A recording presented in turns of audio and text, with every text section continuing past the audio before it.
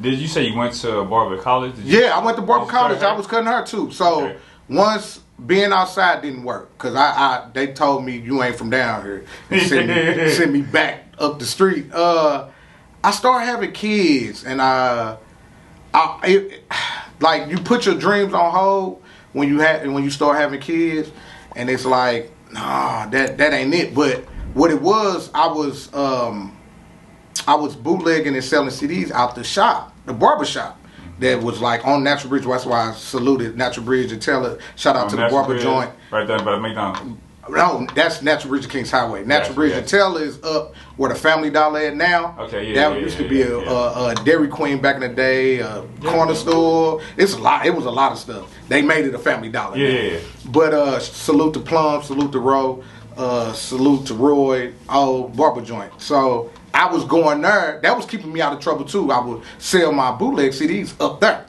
So he was saying like, look, man, you be up here all the time. You might as well learn how to cut hair. You could cut her and sell your CDs.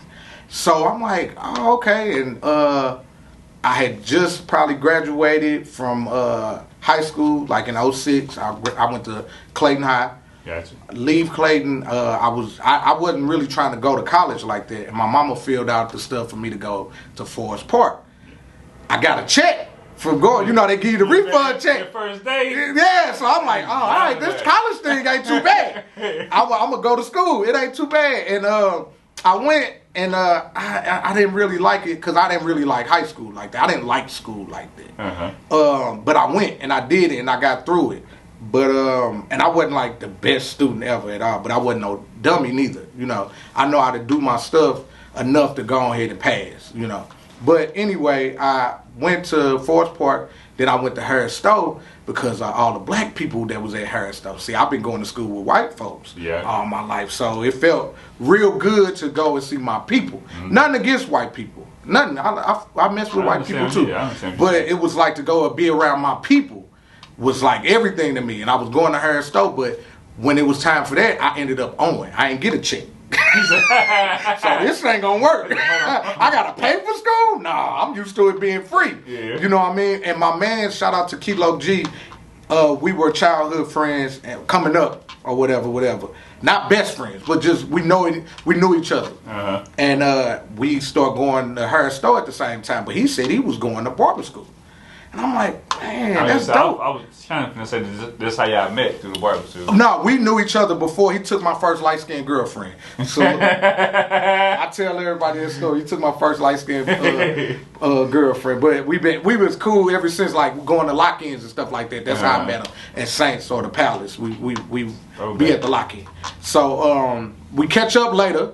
He cutting her. I never knew, but I knew I've been in this barbershop up through high school just hanging out. Yeah. So to know, and these guys are older than me. They're not much older, but they're older.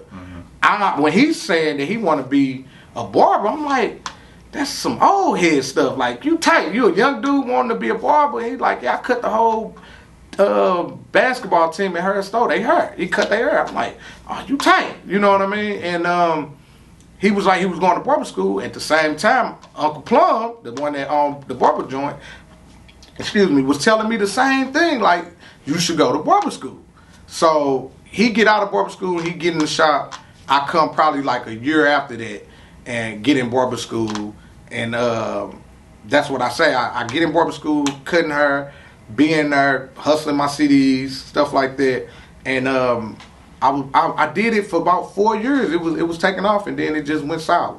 If you don't got a love for it, it just ain't gonna work. So I never had a bunch. That's the biggest myth. You know a bunch of people, they'll come get their hair cut. That's not true. I know a bunch of people. Yeah, that don't mean they gonna come jump in your chair at all. And so it didn't work. And all along though, that's how the Nelly school came about, because they were having, I knew about it, they were promoting it and stuff, but you had to pay for it. Again, I wasn't paying to go to school. I don't even want to go, but I got to pay. You know what I mean? And they started taking financial aid. And like I said, I had just had 2 children in 1 year by 2 separate moms. So my second child's mother filled out that stuff for me to go to the Nelly school when they start taking financial aid, man, and that like changed my life for sure, because that also again gave me my purpose. I knew that the music game is something that I wanted to be a part of, and I've been stealing from it for so long. It's time to put back in. And I would tell everybody that when we were at the, when they sit down and introduce everybody. That's how I would introduce myself. I was the bootleg guy that was trying to put back in to the game, man. For real. Shit. Yeah.